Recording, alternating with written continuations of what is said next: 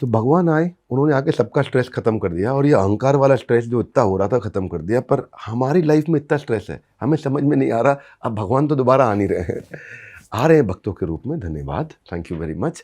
आप मैं बताया मंदिर इतने सारे बने हैं, पर ये ज़िंदगी का ऐसा हिस्सा बन गया। रिलेशनशिप में, ब्रेकअप में, जॉब नहीं मिल रही, मिल गई तो भी, अप्रेजल में, मोटे हो गए तो, पतले हो गए तो, क्या करें। मतलब हर बात में, सिचुएशन में स्ट्रेस है। और स्ट्रेस ना वास्तव में ये बहुत बढ़ गया है। और मैं अभी दुबई में, हमारे बहुत प्रिय मित्र हैं विवेक ओबरॉय, हमारे साथ काफ़ी इन्वॉल्व भी रहते हैं। तो मुझे भी बोल रहे थे वो, अपना कॉर्टिसोल लेवल चेक करो भाई, कॉर्टिसोल लेवल बढ़ा तो नहीं है। इतना काम कर रहे हो, सुबह निकलते हो, देर रात को आते हो, कर रहे हो आप फिटनेस पे काम, मैं देख रहा हूँ फुटबॉल खेल रहे हो, फिर भी तब तक मुझे पता नहीं था कॉर्टिसोल लेवल क्या है। स्ट्रेस का इंडिकेटर है, ब्लड टेस्ट से पता चलता है कि लाइफ में कितना स्ट्रेस है। मैं चेक किया, फिर मेरा कंट्रोल में निकल के आया भगवान की कृपा से। मेरे को लग रहा था शायद तो ज़्यादा हो, है ना, नहीं, कंट्रोल में भगवान की कृपा से निकला। अच्छा लगा मेरे को। लेकिन अगर ये टर्म्स अब पॉपुलर हो रहे हैं तो इसका मतलब इसकी नीड है, तभी ये प्रोडक्ट बन के आया कॉर्टिसोल लेवल, और इसकी नीड एस्टैब्लिश हो गई है। आप इसके लिए कोई ऐसा समाधान बताइए जो आज देख के लोग का एक आंसर मिल गया, यही ढूंढ रहा था मैं। एक्चुअली मैं भी जो भगवत गीता से इनिशियल जुड़ा, कई पॉडकास्ट में मैंने वर्णन किया कि आईआईटी में मेरा फ्रेंड ने एक सुसाइड अटेम्प्ट किया, तो उसको देखकर मैं हैरान हो गया कि भाई अच्छा नंबर आते थे, क्यों किया। तो उसने बोला भाई गोल्ड मेडल नहीं मिला इसलिए मैंने ये किया, because it was his expectation. और वो नहीं मिल पाए एक एग्ज़ाम में, और उसी एग्ज़ाम में मेरे 4-5 मित्र जो थे वो 3-3, 4-4 सब्जेक्ट में फेल हो गए थे, वो आराम से घूम रहे थे। तो मैंने जब उनको पूछा यार आप लोग तो बड़े रिलैक्स लग रहे हो फेल होके, वो बोले यार अपना फिलॉसफी सिंपल है, कॉलेज में घुसना अपना काम है, निकालना कॉलेज का काम है। तो मैं तो ये कहता हूँ कि sir there are only 2 choices when under stress. Modern society is providing solution, pill, and ancient Sanatan Dharma tradition हम लोग को बता रहा है पर्सपेक्टिव, दृष्टिकोण, पिल वर्सेस पर्सपेक्टिव।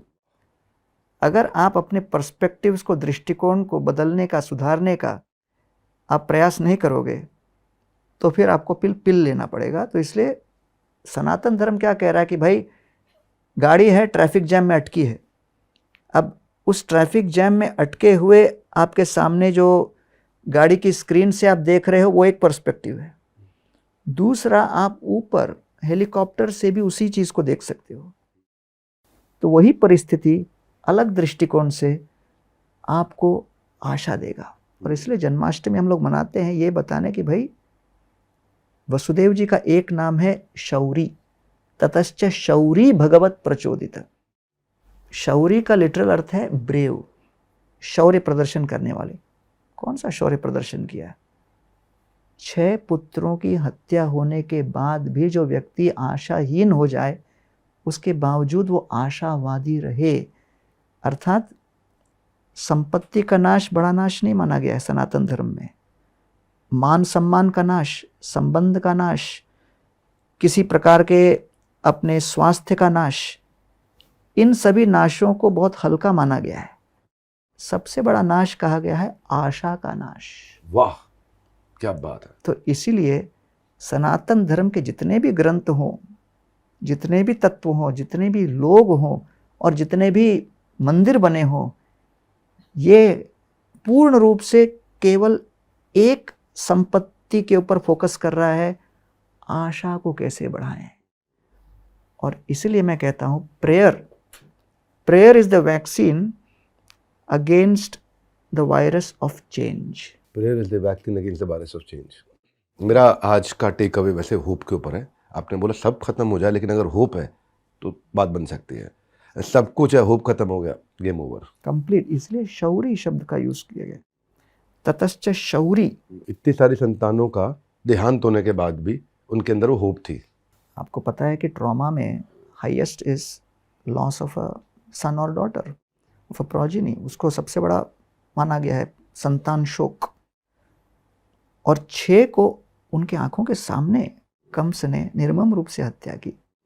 तो व्यक्ति सोचेगा यार अभी क्या रह गया है, क्या करना है। तो उनकी आशावादी जो भावना थी उसको लेकर कृष्ण वहाँ पर प्रकट हुए। इसलिए जन्माष्टमी के जो उत्सव में कई बार उसकी पार्श्वभूमि में वसुदेव जी के चरित्र को लोग ध्यान नहीं देते, इसलिए हम लोग का कर्तव्य होता है कि उसके ऊपर थोड़ा हाईलाइट करना। हम बात लक की कर रहे थे, तो बेसिकली आप कह रहे हैं अगर लक खराब भी है तो होप मेंटेन करके रखें। 100%। इसलिए तो रामायण, महाभारत और जितने भी कृष्ण के जन्म से लेकर जो कुछ भी हुआ वो इसी के, भाई you may be helpless but not hopeless. वाह क्या बात है।